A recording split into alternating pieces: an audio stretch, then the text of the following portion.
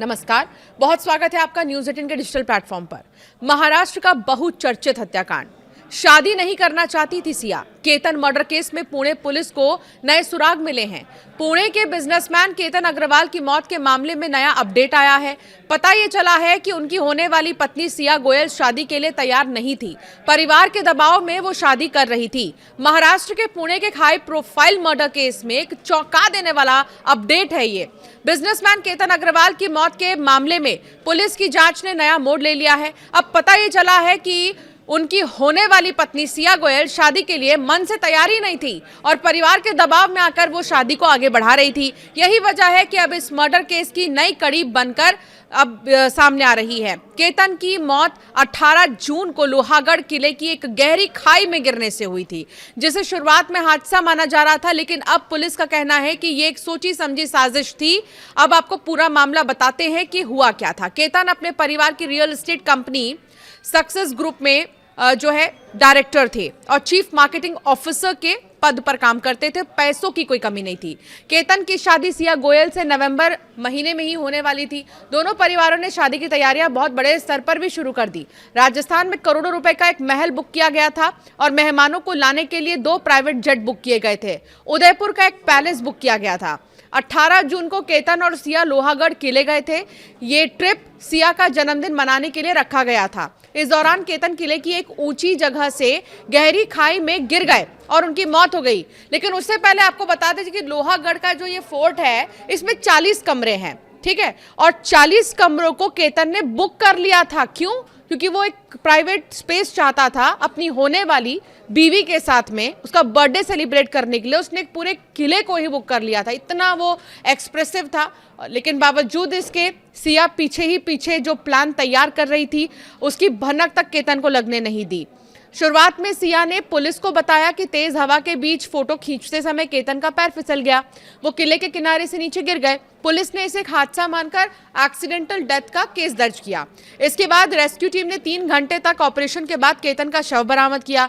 लेकिन जैसे ही पुलिस ने इस मामले की गहराई से जांच शुरू की, कई बातें शक के घेरे में आ गई। पुलिस अधिकारियों के मुताबिक शुरू में ये सिर्फ हादसा लग रहा था, लेकिन जांच जब आगे बढ़ा तो ये हत्या की साजिश निकली। फिलहाल एक बड़ा अपडेट ये है कि पुलिस की पूछताछ में सिया और चेतन दोनों ने ही अपना जुर्म कबूला है और उन्होंने ये बताया है कि उन्होंने मिलकर केतन को धकेला था। पुणे रूरल के एसपी का ये कहना है कि पुलिस टीम ने इस केस से जुड़े सारे एंगल पर काम करना शुरू कर दिया, जिसमें पैसों का भी विवाद देखा गया, निजी रिश्तों की भी बात जो है जांच की गई। जांच में सामने यह आया कि सिया का चेतन चौधरी नाम के एक शख्स के साथ अफेयर था। चेतन पुणे के कोंढवा इलाके का रहने वाला था और पुलिस के अनुसार सिया और चेतन की मुलाकात पिछले साल दिवाली की एक पार्टी में हुई थी। इसके बाद दोनों लगातार एक दूसरे से संपर्क में थे। पुलिस का मानना है कि सिया केतन से शादी नहीं करना चाहती थी और वो केतन को अपने और चेतन के रिश्ते के बीच रुकावट के तौर पर भी देख रही थी। अब सवाल ये है कि अगर नहीं पसंद था केतन तो सिया ने क्यों नहीं अपने घर पे ये बात कहा, क्यों नहीं शादी उसने करने से ही मना कर दिया। तो आपको बता दें क्योंकि परिवार वालों ने शादी ढूंढ रखा था, इसलिए सिया मना नहीं कर पा रही थी।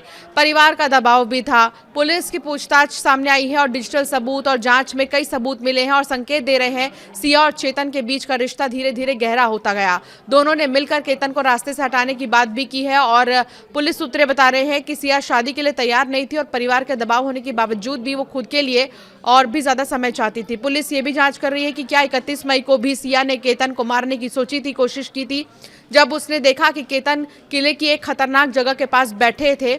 एक पुलिस अधिकारी ने बताया कि ये जांच कर रहे हैं कि क्या ये एक तय पैटर्न था, क्या ये सभी घटनाएं किसी बड़ी योजना के हिस्सा थी। हर पहलू को तकनीकी और फॉरेंसिक सबूतों के जरिए जांचा जा रहा है। केतन के पिता की शिकायत पर लोनावला रूरल पुलिस ने हत्या और आपराधिक साजिश की धारा के तहत मामला दर्ज किया।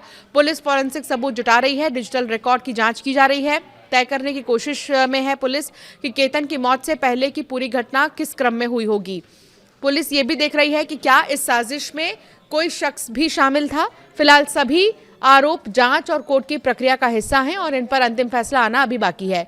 सिया गोयल और चेतन चौधरी दोनों को गिरफ्तार किया जा चुका है। दोनों को 29 जून तक पुलिस हिरासत में भेजा गया है। कुल मिलाकर अब जांच का विषय है, लेकिन एक बड़ी बात जो इस मामले से जुड़ी सामने आई है वो ये कि चेतन और सिया दोनों ने ही अपना जुर्म कबूल लिया है। अब उसके आधार पर आगे की जांच पुलिस कर रही है और उनसे उन्हीं के प्लान्स को जानने की भी कोशिश कर रही है कि कितने प्लान उन्होंने तैयार किए थे और किस प्लान को उन्होंने एग्जीक्यूट किया तो वो सक्सेसफुल हुआ। ये तमाम ऐसी चीज़ें हैं जो जानने की कोशिश की जा रही है।